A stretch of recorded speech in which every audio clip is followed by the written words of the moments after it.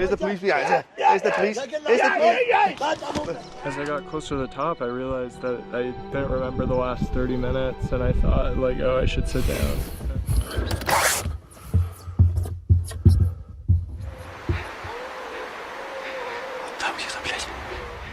Venturing into the woods alone at night can be terrifying. But what happens when you encounter someone, or something, you'd rather never meet? Like this first encounter, for example. This is Houston Wilson, a content creator who has shared a variety of outdoor adventures on his channel. And in the video he shared on June 10th, 2025, Houston set out on what might be one of his most ambitious undertakings yet. A solo expedition through the Los Padres National Forest, riding the rugged and remote Tour de los Padres route.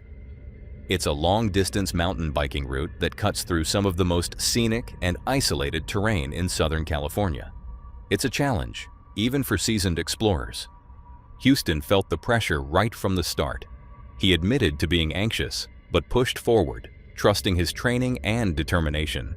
Still, that anxious feeling would prove to be more than just nerves.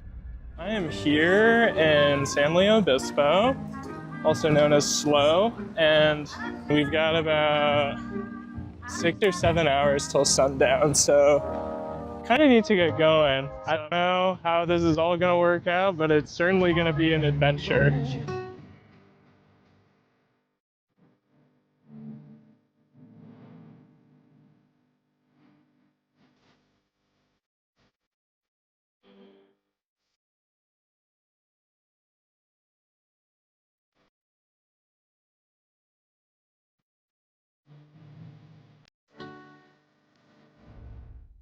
Despite the unease, Houston remained positive. The beauty of the forest helped ease his tension, and after several hours on the trail, he made a pit stop in a small town to grab some sodas and chat briefly with locals. Everything seemed to be going smoothly, and with each mile, his confidence grew. But what he didn't know was that things were getting really bad eventually. I am running low on water, and I'm debating if I should filter or not.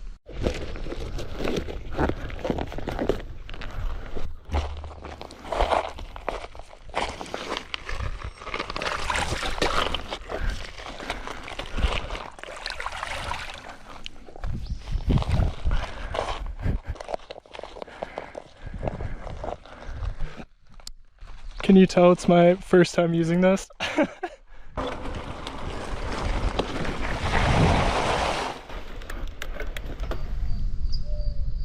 Yeah, I'm gonna do a couple little like maintenance things.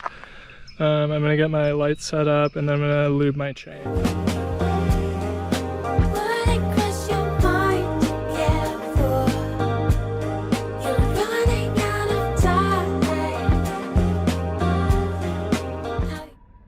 As night fell, Houston prepared to camp out for the first time.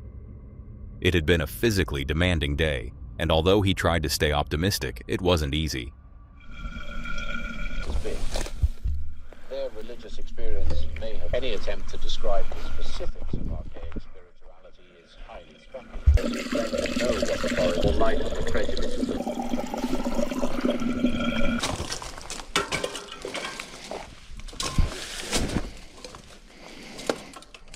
of their disposal with Stone Age technology. How could they cause an explanations that met primary victims of the Australian extinction breed clone two-legged assailants? Various human species had been prowling and evolving well. Humans don't come across as particularly dangerous. They don't have long, sharp teeth or muscular, lithe bodies. God, I get so scared out here. There's just so many noises. Okay, anyways. See you tomorrow. Oh, should get up.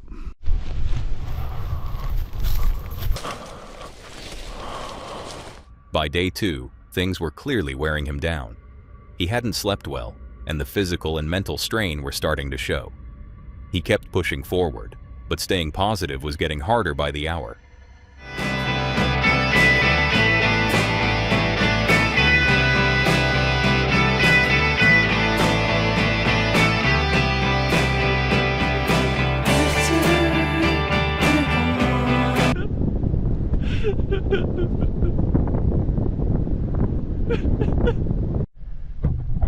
Just ran into Ed from the gas station from yesterday, and he gave me water. That was so nice. So I'm at my turnoff, and it says there might be water here, but don't rely on it. I'm like out of water, so not a great situation right now, but hopefully it has water. I got water. Oh, you do? Yeah, why are you down? Sure. If you're willing. I'm really tired. I'm really tired, and it's hot. The sun is getting to me. Stay tuned. I haven't taken any videos just because I'm in such a bad mood about it, but I hope I can make it to the store, but I don't know. We'll see.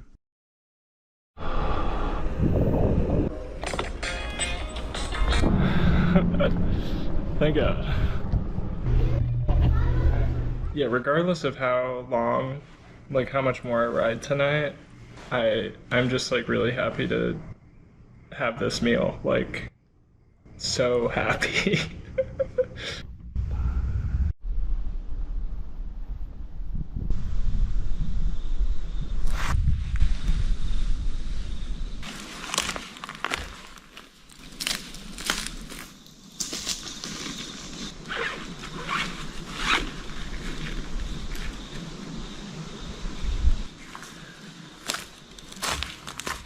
As the second day wrapped up, Houston still had hope that things would turn around. But what he didn't realize was that his adventure was shifting into something much more serious. What began as a challenging bike ride was slowly turning into a survival situation. I'm feeling really beat. It was super hard getting out of the bivvy this morning. My rear hub has been making a lot of noise, and I'm scared that my wheel is just gonna fall apart. My cranks don't feel great. I'm scared that my bottom bracket is gonna explode. But I'm just trying to remind myself that I'm just riding, and that's the only thing I can focus on.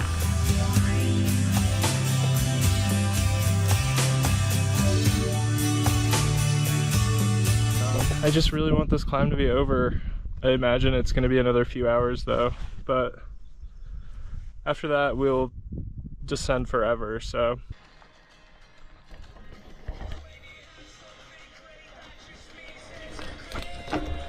Oh, hate that.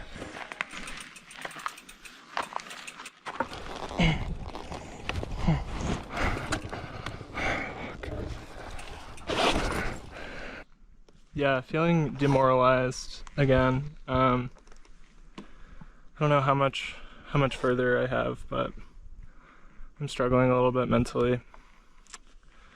But let's carry on. At least it's shaded. That's nice, and it's beautiful too.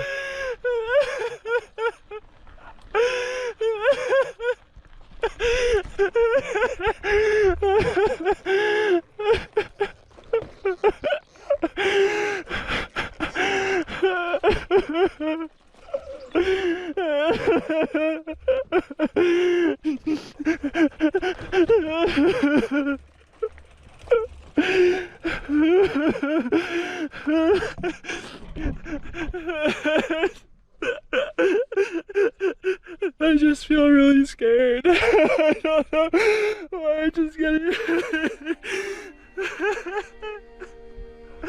I just feel really scared and alone.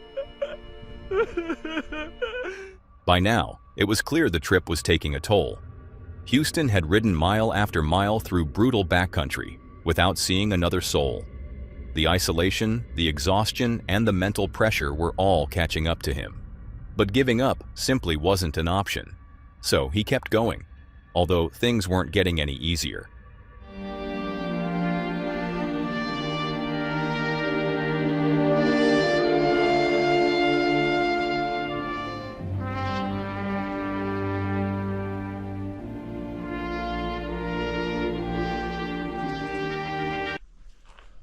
Yeah, I'm doing better. I'm feeling better.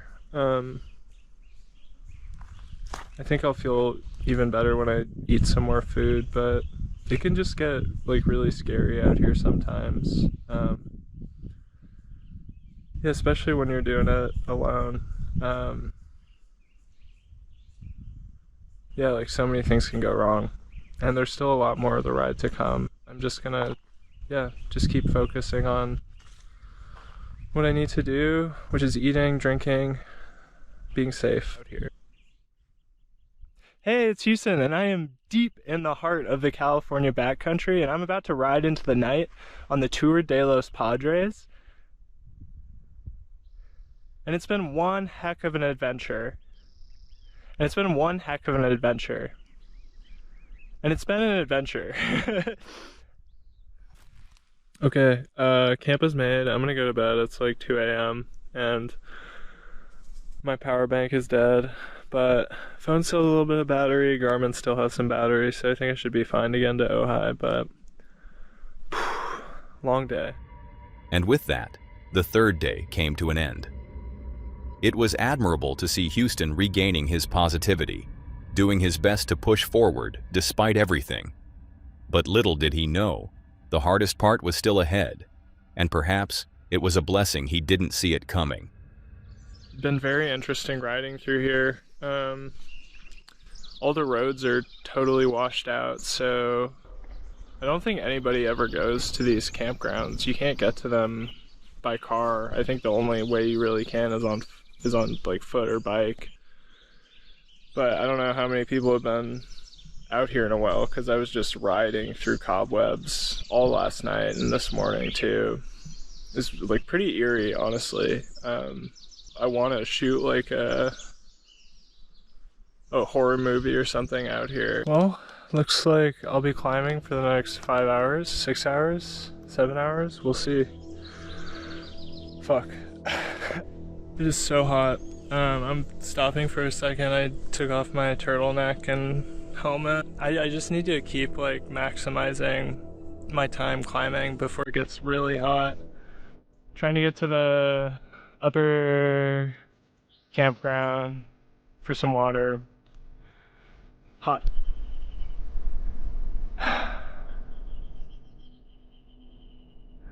Fuck. I have worn through my brake pads and I did not bring spares. So that is a pretty serious problem. Just try to fill up all my bottles. And after I do that, I'm gonna look at the maps and see if there's a different way to get off of this mountain other than the trail. It is just very sketchy, and I'm like pretty freaked out right now. I got a flat too.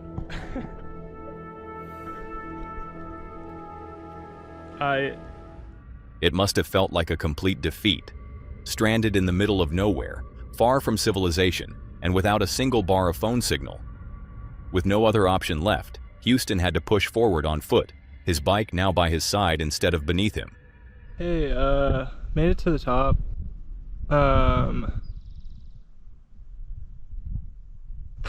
I thought I was gonna die of heat stroke. One of the scariest moments of my life.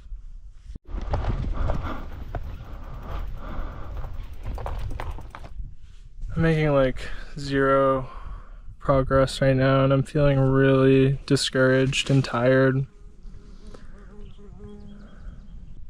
We got the campsite. Really beautiful with these rock formations, and the sky is really gorgeous. Yeah, another long day, but I think if I'm well rested, I can hopefully make it into Ojai. Because I'm like pretty much out of water, unfortunately. But I'm excited to go to bed, and I'm gonna wash my face and stuff. Good night. Hey, so it's like 3 a.m. I've made the decision that I need to leave my bike up here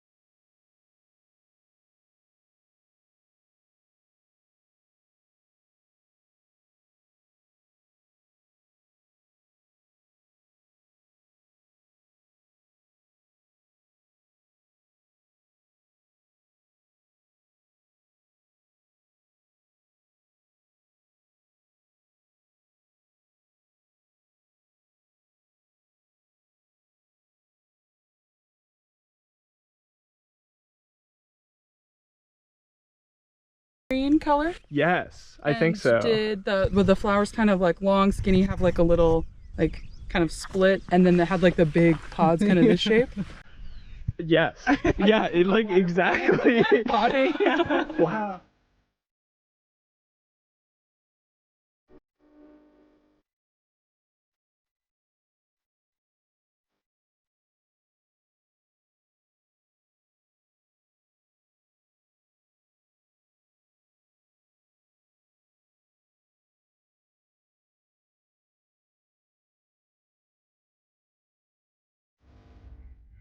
Finally, after days of isolation, hardship, and pushing through the unknown, Houston spotted other people again. That single moment must have brought an overwhelming wave of relief. He had made it. This journey was far from ordinary. It pushed Houston to his limits and beyond. It was grueling, unpredictable, and at times downright terrifying. But he made it through. And that's what made it unforgettable. Because sometimes the most meaningful adventures are the ones that test everything you've got. Quick interruption. If you're enjoying this video, why not hit that subscribe button?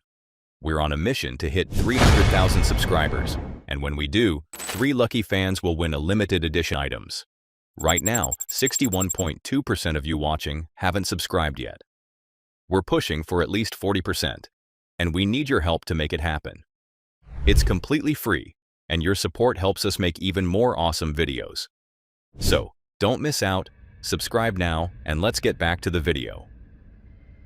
And that brings us to Sergey, a professional hunter known for pushing the limits on extreme expeditions, sometimes spending days or even weeks alone in the wilderness.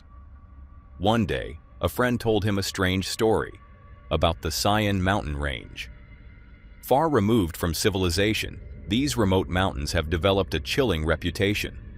Locals claim the area is cursed. They speak of black magic, strange creatures, and even ghosts. Of course, Sergey wasn't buying it. Like most people, he assumed it was just folklore. Still, the challenge intrigued him, and so he decided to go see for himself.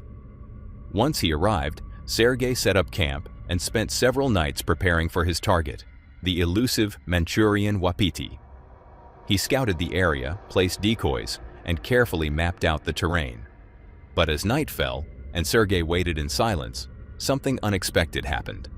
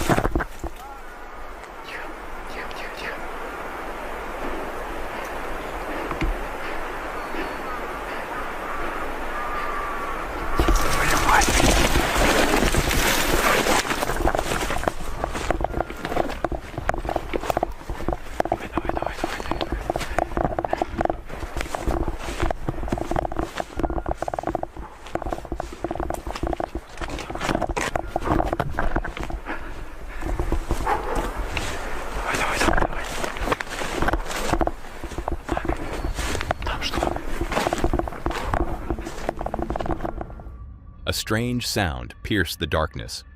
It was metallic, unnatural. Startled, Sergey began heading back toward his camp. But that's when he heard something else. Voices, and not just distant echoes. They were following him. He picked up his pace, the tension building with every step. The voices grew louder, closer, and Sergey knew he had to act. He raised his rifle, bracing himself for whatever, or whoever, was following him. Тихо.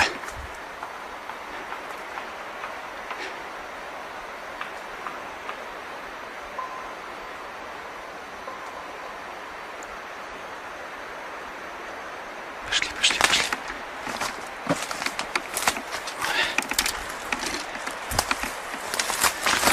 О, блядь, чуть не упал.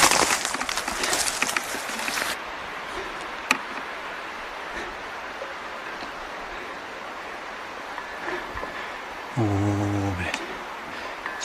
Тихо, братан.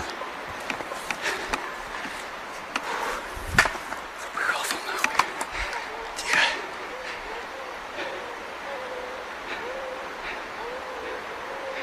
Вот там где-то, блядь. А ну-ка, пошли. Пошли, блядь. Не боись, не боись. Тихо, осторожно.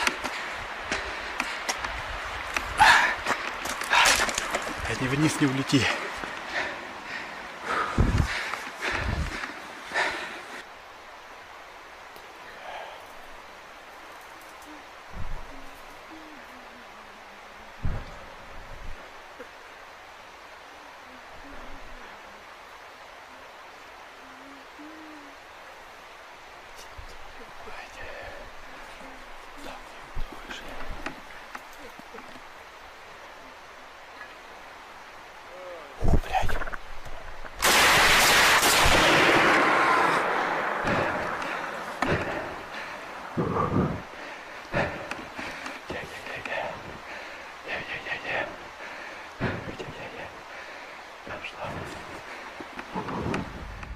After he fired his weapon, the unsettling sounds went silent, at least for a while.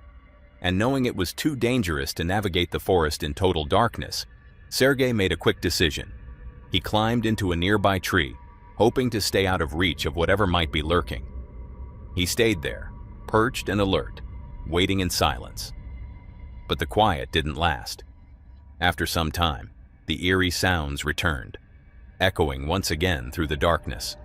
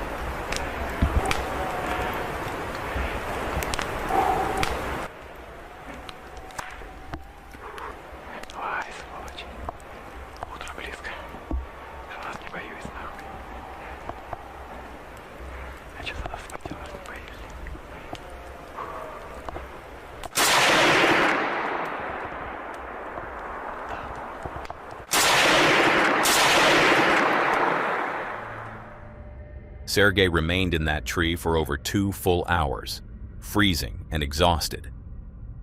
Ultimately, he had no choice but to climb down and light a fire to stay warm. And thankfully, the rest of the night passed without incident. But still, what was out there? Some people might be quick to dismiss this as fake. The footage is low quality, and the story almost sounds too wild to be true. But honestly, it feels real. And if this was staged, it was done incredibly well. Either way, it's hard to deny how gripping the experience was. What do you think Sergei encountered out there in the mountains? Let us know in the comments. Whether it's in the remote mountains of Russia or the quiet woods of England, nature has a way of reminding us who's really in control.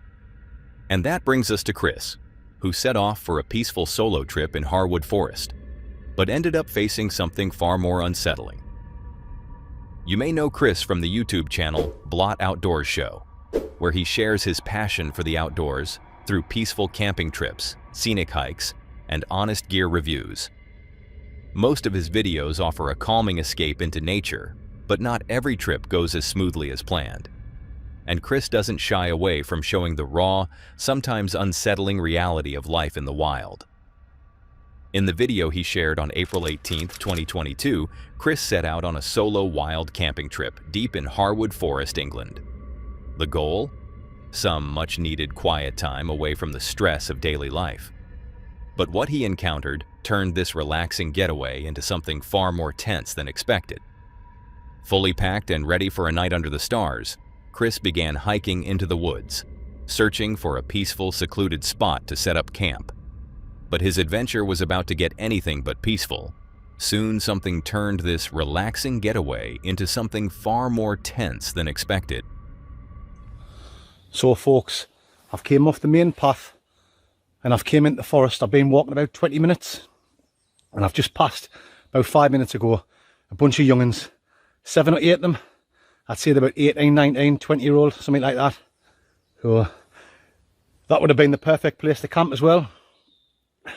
I've stood and talked to them for a bit and they even asked me if I want to camp there next to them, but I'm an old timer compared to them. I don't want to be sat next to them. I want to get out, find a spot by myself. So I think I'm going to walk for another half an hour. I want to get well away from them because they'll have the music on and they'll probably be messing about and that. I just want to chill, a few drinks, few whiskies, and just enjoy the peaceful forest.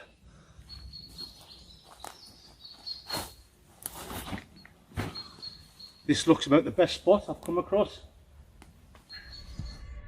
Once he found the perfect spot, Chris got to work setting up his camp for the night ahead. With his tent pitched and everything in place, he finally sat down to relax, sipping a drink and soaking in the peaceful atmosphere. It felt like the perfect escape. Quiet, calm, untouched. For a moment, it seemed like nothing could disturb his little retreat into nature. But of course, this wouldn't be featured in a CreepyVids video if everything had gone exactly as planned. Loads of room in there for me. And I'm going to eat well tonight, mandingos. Got the usual chorizo, peppered salami. I've got myself a couple of Cornish pasties. Got me pansexual there for burgers for later. Yes. This is the life, mandingos. So I reckon I've got about an hour and a half, 2 hours before it's dark. So rather than just sitting there drinking, I'm going to go for a little wander, see what's kicking about.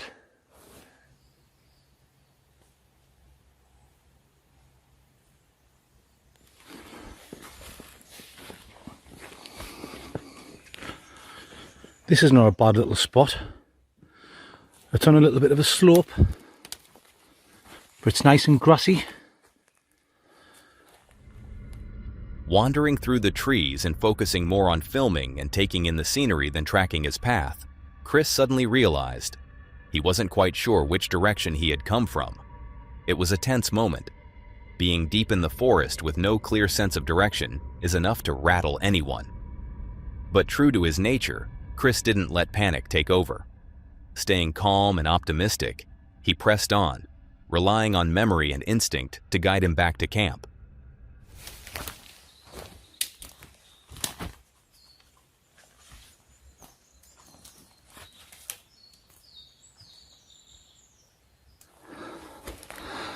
So here we are back at the tent. Whew. I was shitting myself a bit there, like I've went right over there and I'm thinking, oh God, I'm lost. What an idiot. But I came back and here we are. I was thinking, hey, why are you some professional camper? Can't even find your tent. Hey, what the fuck's happened there? What the fuck's this?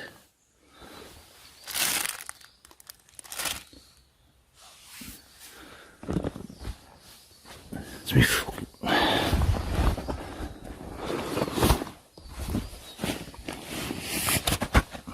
Hell, man. It's fucking strange. Too fucking... Sorry for the language, guys. 2 Cornish pasties and meat's gone.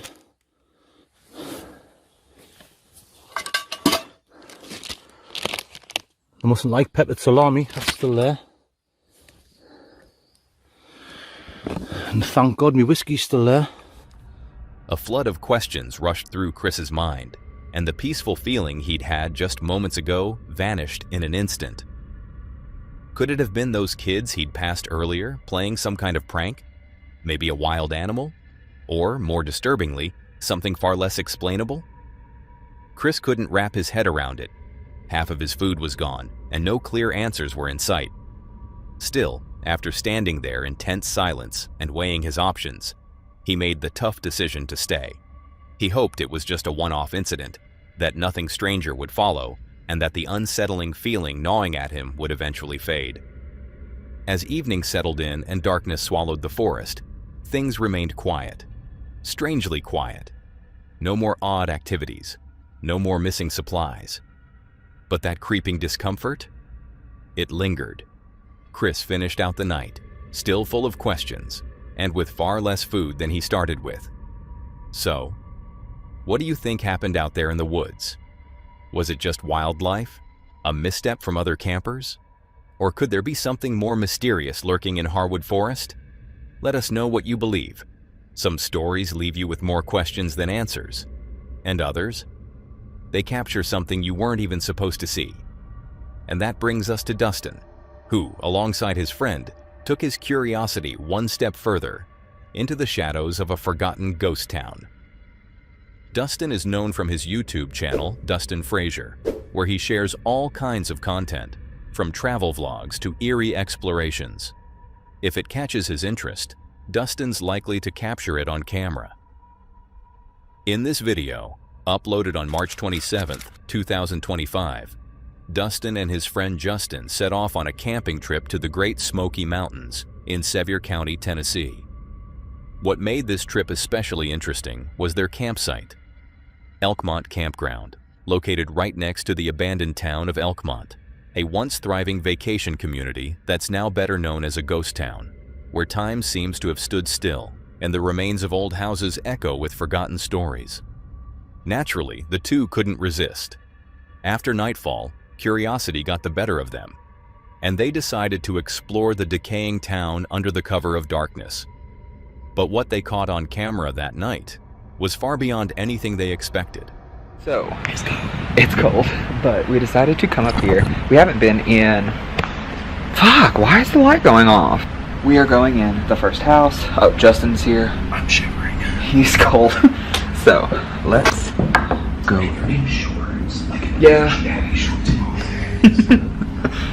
But, so they started, like, restoring these houses here. Yeah, they've been working on them for quite a while. But, like, look at the different, I don't know, just how they built, like... She's a vintage. Look at the art he did. Ooh, something about that. That there could be a black bear on the other side of it. Yeah, there is something about that. Yeah, I didn't take into account about, like, wildlife and stuff. Jeez, fuck! Sorry, Queen. I thought you were behind me. I thought you were over here. You don't see my light. I don't know. I have 2 lights pointed at my face right now. Although they both felt a bit on edge, thanks to the eerie atmosphere and the possibility of local wildlife, they didn't expect anything truly frightening. They pressed on, exploring one of the abandoned houses, flashlight beams cutting through the pitch black. But what they didn't know at the time was that their camera had already picked up something very strange.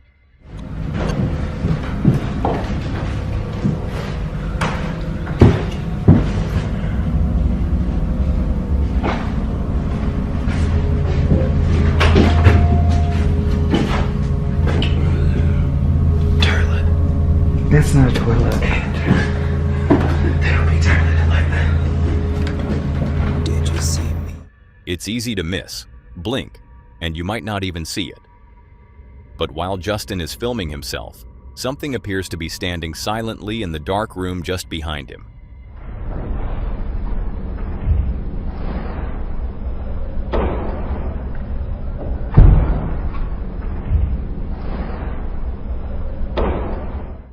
Neither Dustin nor Justin noticed anything odd in the moment.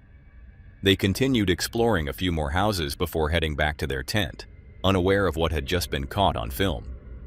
It wasn't until later, when Dustin reviewed the footage for his channel, that the strange, shadowy figure came to light. So, what do you think they captured that night in Elkmont? Was it something paranormal? A presence that lingers in that long-forgotten town? Something unknown to us? Or could it have just been a trick of the light? Let us know what you believe. Whether it was something paranormal or just a strange coincidence, one thing's certain. Some places leave their mark long after you've left. But sometimes, it's not remote forests or ghost towns that catch you off guard. It's the streets of a city you thought you knew. And that's exactly what Billy found out during one late-night walk through Liverpool. The YouTube channel, The All or Nothing with Billy Moore, is known for its raw, unfiltered look at life across the UK. Hosted by Billy Moore, a passionate podcast creator. His videos often spotlight the unique sides of different cities, highlighting diversity, authenticity, and real stories from real people. And in the video he shared on October 6, 2024, Billy set out to spend a few days in Liverpool, hoping to capture compelling conversations and real human moments for his channel. It was nothing out of the ordinary. This was his routine and what he loved doing most. But this time, things didn't really go as planned. As the city wound down for the night and most people headed home to rest before the workday, Billy took to the streets, curious to see who he might meet after dark. What followed, however, was a night unlike any he had experienced before. How's life treating you, girl? Oh, very well. How old are you? 28. Wow, we get on the streets, lad. Wow, no, Billy Moore, aren't you? I am. How are you getting on? Right, this is young Andrea. She's only 28. Yeah. How long have you been on the streets, girl? Nearly 7 years. Since you were 21? Yeah. I had my little girl at 22, sort of got my shit together, and then I fell back into, like, crack. And You all right? it went from crack to, obviously, to smack as well. Yeah. But anyone that says they can spend a night on these streets and not resort to some form of substance is a liar. Anyone, you know what I mean? You don't need to do that. No, I don't want to be like that. This is Andrea's other half, Thomas. Right. How are you, lads? You just got out of jug, haven't you? Yesterday. Tell us what's going on. Street life. That's all I can do. And what's your plans for the future together? We want to start living. Yeah. Sick of surviving. This is survival. Thomas, lads, you can't live a life beyond your wildest dreams. You know, lads, seriously. I've lived it. Look, I'll give it up. If you'd have seen him 3 months ago, Billy, he looks so well. Do you look out to feel? Best thing I've done. Do you know what, lad? Thanks for saying hello as well. Appreciate it. yeah. And I wish you both well. Do you know what? I want to say thanks for your time as well. And I hope things work out for you. I do. Thank you. How long have you been on the streets now? About a year and a half now. Have you had enough? Yeah. Freezing cold, little scarf on. Yeah. Trying to get off the punter. It's not the best, is it, really? No. It's not Have you the had any best, luck but- tonight? Nah, just come out. So how long have you been using? I've been using for like 3.5 years. You're only small, aren't you? How tall are you? 4'5". 4'5", wow. Yeah. This is actually how small she is. What's it like in this area? Because it's changed. Because down there, Shield Road, have you ever been down there? No. This is the Like new I said, area. I've been into the town centre, but that's it. Right, you look after yourself, right? Take care. Have you brought them some food? I know general food. Some caviar? What have you got? Oh no, this is mine. I look after me fucking food, mate. Gotta. Big sweets. It's size of hair, I'm saying to you. Ain't she boss? And these little legs. Is that a nickname? Although it was always confronting to see people in such vulnerable conditions and to hear their stories firsthand, this was exactly what Billy aimed to shed light on. He wanted to give a voice to those who were rarely heard, and so he kept walking, camera rolling, open to whatever the night would bring. But then, one encounter shifted the tone entirely. A man approached him, one who wasn't nearly as polite or open as the others he had spoken to. And from that moment, things began to take a very different turn. You can ask me whatever you want. I've got Chuck Norris here. He's heavy, this kid, you know. How much for the two off Chuck? I've got fucking Bruce Lee. I've got Bruce Lee, yeah. Hey, put water in the cup, you become Nick. Right, pack it in now. Right, here's the police. Here's the police. Here's the police behind you. Here's the police. Here's the police. What the fuck's he doing? Pack it in, lad. Pack it in. Pack it in. Here's the police. Pack it in. Pack it in. He's a naughty boy. He's filming me. You just come over and ask me a question. He's filming me. I don't know why. Right. What's going on, gents? I have no idea. I'm talking to this young man, and he's asking me why I'm speaking to him. Why are you filming me? Because you come to me while I'm filming. And I asked you why you And then you filming try to attack me. I didn't try to attack you. You just have done that. What's you just done? I just seen you go towards us, gent. What's going on? You were telling me that you were a kung fu. Shut the fuck up, you prick. Right, no, you're coming here, fella. You're staying here. Ultimately, I've just seen you approach him. Do you mind just for a second? I said to him, I'm a black belt in shooting anchor, and I fell over. That was it. End of. Right. He's filming me. Mate, you just told me that he's assaulted you. Is that the case? I never No. assaulted him. Not the case. No, that's fair enough. He's just told me the case. Yeah, You just happy to give me your details? No, I'm not giving you any details. I don't need you to give you any details. No, ultimately, like I said, if there's an allegation of assault and stuff, that's why. No, he didn't assault me. It's okay. Move on. You take care. Terry O'Neill. Yeah. Can I give you a lift home? Are you going home now? Yes. Right. You're going to get off then? Yeah. Off you go then. Take care. Alright, see you later. Start walking. Gents, leave him alone in the nicest way possible. Thank you to that. Thankfully, the police arrived at just the right moment. While the man didn't seem like a serious threat, especially compared to Billy, his behavior clearly crossed a line. Throughout the situation, Billy remained calm, polite, and composed. But understandably, the encounter was enough for him to call it a night. After capturing a few final shots of Liverpool's lively nightlife, he decided to head back to his hotel and end the evening. While this may not have been a traditional camping story, it was still a powerful reminder of how unpredictable the world can be after dark, and of how important it is to stay grounded in gratitude. Billy's night offered a glimpse into a side of the city many choose not to see, and for some, a harsh reflection of the reality they live every day. From the unpredictable streets of Liverpool to the supposed quiet of a parked van in Sunderland, danger doesn't always come where you expect it. And as James would find out, even the comfort of your own camper van can turn into the backdrop of a chilling experience. James is the man behind the YouTube channel By the Curb, where he shares his life while living in a camper van, often accompanied by his wife, Helen. His content usually includes lighthearted glimpses into van life, from daily routines and cozy pub visits to exploring hidden gems across the UK. But in this video, things took a much darker turn. What was meant to be a normal night ended in a chilling experience that James later described as one of the scariest moments in his 2 years of van life. It was January 10th, 2025. James had arrived in Sunderland, planning to explore the area for a future video. Since it was already late, he decided to settle down for the night on a quiet street just outside the city center. Everything seemed quiet and uneventful. And after watching some videos and finishing up a bit of research, he called it a night and drifted off to sleep, completely unaware that he was about to wake up to something truly unsettling. Got in bed, fallen asleep. Next thing, banging above my head. And you know when something completely... You know what it's like when you're fast asleep and something jolts you so much, you don't know what planet you're on. It's like my soul left my body, my heart. So I get so, I'm like, what's that? Who's that? What's going on? I didn't know where I was. And I pulled blind down. That was my first reaction. And there's a bloody face at the window.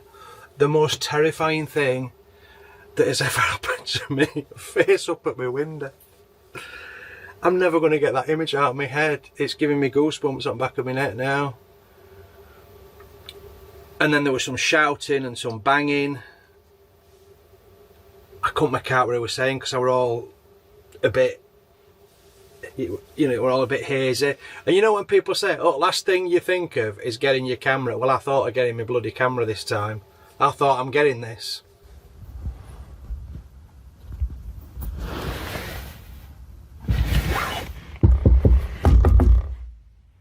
You're going to go and practice the mistakes I'll fucking stick to this one.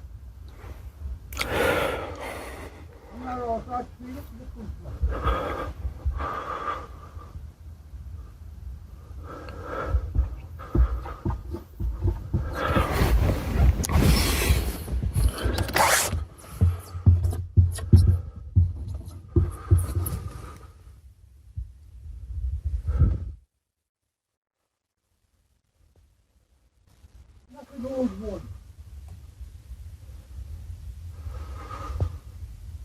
And you see a on the front, his father was a Briton. His father, his grandfather, was a Briton, and I'm the back. They're not working that one. I'm not the third door. I'm not the private rig. I'm not a first, is the English footballer. Fortunately, James had locked all his doors, and the man outside didn't appear to be trying very hard to get in. But even with everything secured, James was consumed by a deep sense of vulnerability. Parked at the end of a dead-end street, getting out quickly wasn't exactly an option.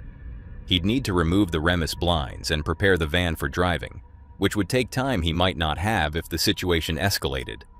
So instead, he froze, waiting, hoping the man would walk away on his own. The minutes dragged on. Every shuffle outside seemed louder than the last, and with each passing second, the tension only grew thicker. Now, Reef, I don't know what it means. You see, when you put on the dead people who you're supposed to love. Punch that, I haven't never heard before. I've got a new modern technology. You've got a fucking shot like this on there. You're a cameraman, you're shutting out higher.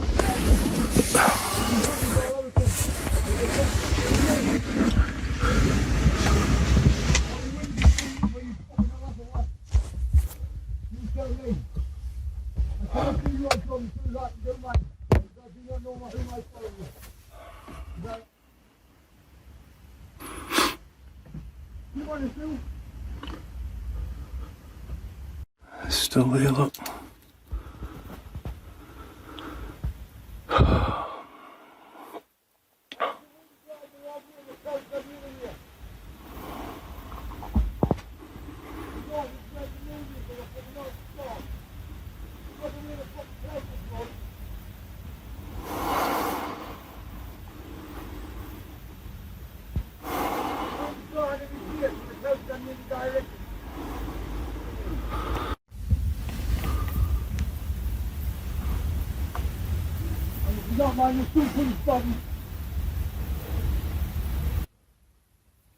So I'm just hoping that it'll get fed up and bugger off. What followed felt like an eternity. The man outside, clearly not in a stable state, kept circling the van, muttering under his breath and occasionally shouting erratic nonsense. James stayed motionless inside, barely breathing, his heart pounding in his chest. The tinted windows gave him some peace of mind, concealing the inside of the van, but the fear remained. Finally, James decided to try something. He turned on an interior light, hoping it would signal that someone was inside and discourage the man from getting any closer. And luckily, it worked.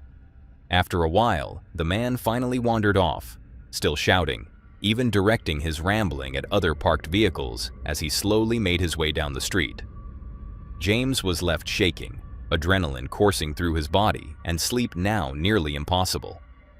Although no harm came of it, the sheer helplessness of that moment, not knowing what would happen next, left a lasting impression. He did his best to calm down, knowing he still had a full day ahead of him. But this was one night he wouldn't forget anytime soon. In the end, James was lucky. The situation didn't escalate, and no one was harmed. But it was a sobering reminder that even the quietest places can hold unexpected danger, and that in van life, staying alert is just as important as locking your doors. From one sleepless night to another, this time deep in the wilderness. Because whether you're parked in a city street or tucked away in the remote mountains, unsettling moments have a way of finding you. As Miller and Debbie discovered next in. This last clip that was shared on February 17th, 2023 by the channel Mad Hippie's Life, run by Miller and Debbie, a husband and wife duo who are passionate hikers, backpackers, and photographers based in Colorado. Their channel invites viewers along for breathtaking outdoor adventures, with the goal of inspiring others to explore the natural world too. But as anyone who's spent enough time in the wilderness knows, not every adventure goes as planned. Sometimes, nature has other things in store, and this moment was one they'll not soon forget.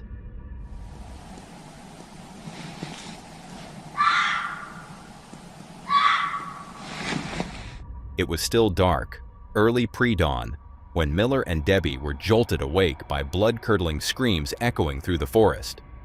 Half asleep and completely disoriented, they froze in shock. The sound was chilling, like something out of a nightmare. But before they could fully react or grab their camera, the screaming suddenly stopped, leaving behind a heavy, unnatural silence. Whatever it was gone. And while they managed to capture only a brief moment on film, the experience stayed with them long after. Was it a mountain lion? A fox? Maybe even a distressed elk? Or was it something else entirely? One thing's for sure, this was a haunting reminder that the wild can be just as mysterious as it is beautiful. So, what do you think made those terrifying screams in the woods? Let us know in the comments, and remember, when you head out into the wilderness, expect the unexpected. Now that was all for today, folks. If you enjoyed these horrifying clips, subscribe to my channel and click to see more on the video on screen.